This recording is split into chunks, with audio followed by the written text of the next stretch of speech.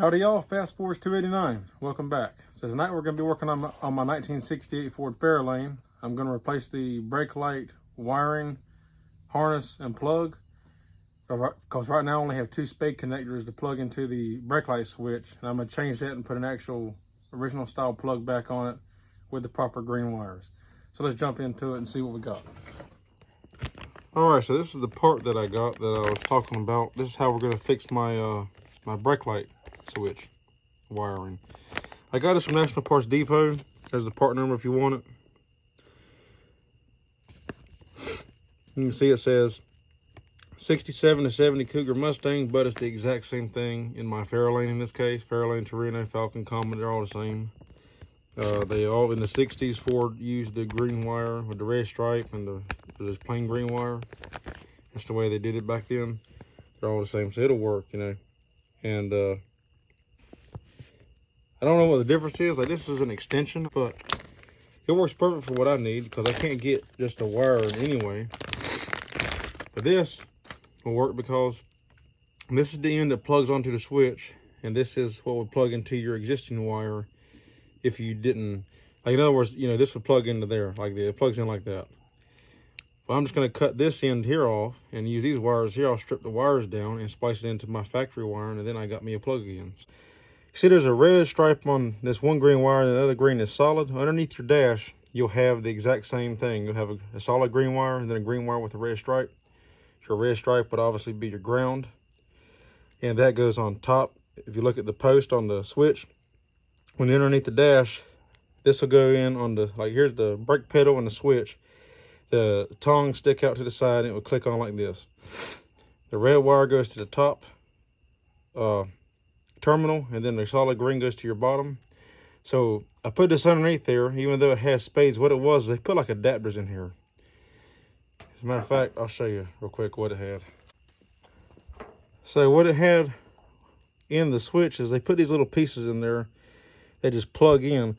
That way you could plug this into itself into the car, you know, and then it extends your wire. So you pull them out, and then you can cut off either side you want. Both sides are the exact same. They're made the exact same way. So I went underneath the car and make sure which way the red stripe will line up with what terminal. The red stripe goes to the top, the solid green goes to the bottom. And on the switch, there's actually a plus and a negative sign. The positive's at the bottom. Since I know which end I need now, I'm gonna go ahead and cut this off as close as I can to this plug here. That gives me the most wires because I don't need this. Got that. I can take these wires and strip them.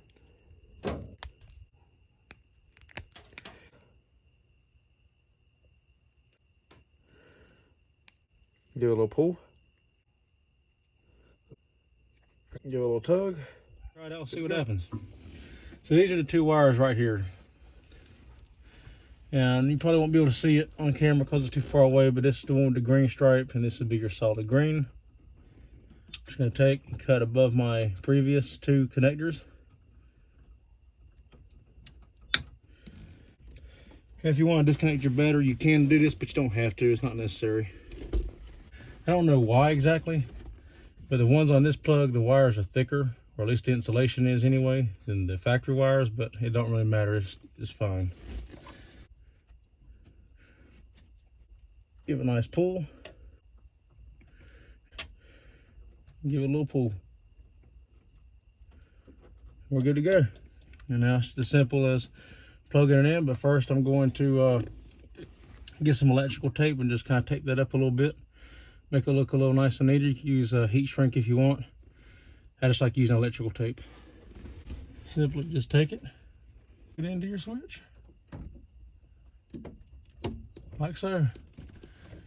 And that is it. That is a done deal. Now we're gonna go test it by hitting the brake pedal. Make sure the brake lights come on. Make sure we got a good connection and all. And we're good to go.